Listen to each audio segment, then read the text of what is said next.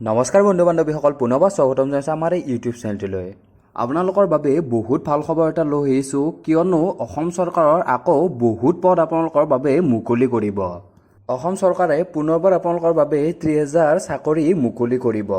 হয় বন্ধু বান্ধৱীসকল, আপোনালোকৰ বাবে বহুত ভাল খবৰ, কিয়নো অসম চৰকাৰে পুনৰবাৰ আপোনালোকৰ বাবে 30,000 পদ মুকলি কৰিব। আৰু এইটো কথা অলপ আগতে মামাই আমাক মিডিয়াৰ মাধ্যমেৰে জনাইছে। কেতিয়ালৈ এই পদবোৰ এই 30,000 পদ মুকলি কৰিব মামাই জনালে তাৰ আগতে আপোনালোকে এই ভাল খবৰটো আপোনালোকৰ বন্ধু বান্ধৱীসকলৰ লগতো শ্বেয়াৰ কৰি দিব।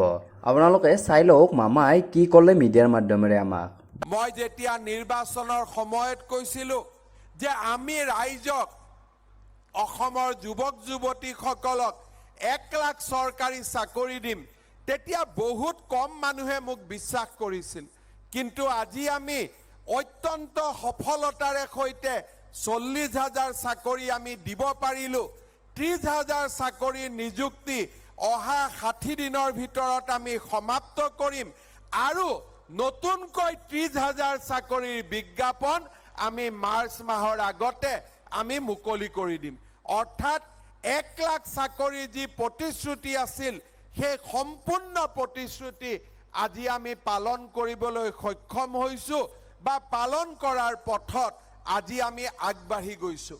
মই যেতিয়া নিৰ্বাচনৰ সময়ত কৈছিলোঁ যে আমি ৰাইজক অসমৰ যুৱক যুৱতীসকলক 1 লাখ চৰকাৰী চাকৰি দিম, তেতিয়া বহুত কম মানুহে মোক বিশ্বাস কৰিছিল।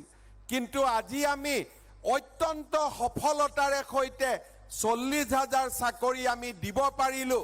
30,000 চাকৰিৰ নিযুক্তি অহা 60 দিনৰ ভিতৰত আমি সমাপ্ত কৰিম আৰু নতুনকৈ 30,000 চাকৰিৰ বিজ্ঞাপন আমি মাৰ্চ মাহৰ আগতে আমি মুকলি কৰি দিম। অৰ্থাৎ 1 লাখ চাকৰিৰ যি প্ৰতিশ্ৰুতি আছিল, সেই সম্পূৰ্ণ প্ৰতিশ্ৰুতি আজি আমি পালন কৰিবলৈ সক্ষম হৈছোঁ বা পালন কৰাৰ পথত আজি আমি আগবাঢ়ি গৈছোঁ।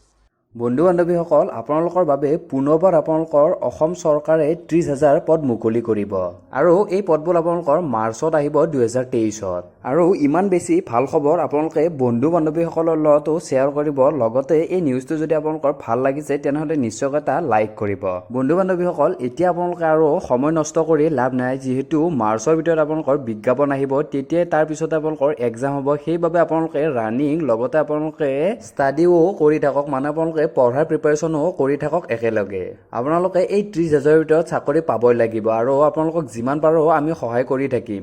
যদি আপোনালোকৰ কিবা কনফিউজন আছে আপোনালোকে তলত কমেণ্ট কৰিব পাৰে, আমি তাৰ ৰিপ্লাই কৰি আপোনালোকক বুজাই দিম। তেতিয়াহ'লে বন্ধু বান্ধৱীসকল, আজিলৈ ভিডিঅ'টো ইমানেই আছিল। পুনৰবাৰ আপোনালোকক নতুন ভিডিঅ' এটাৰ সৈতে নতুন ইনফৰমেশ্যনৰ সৈতে লগ পাম। আজিলৈ ইমানে, ধন্যবাদ। জয় অসম।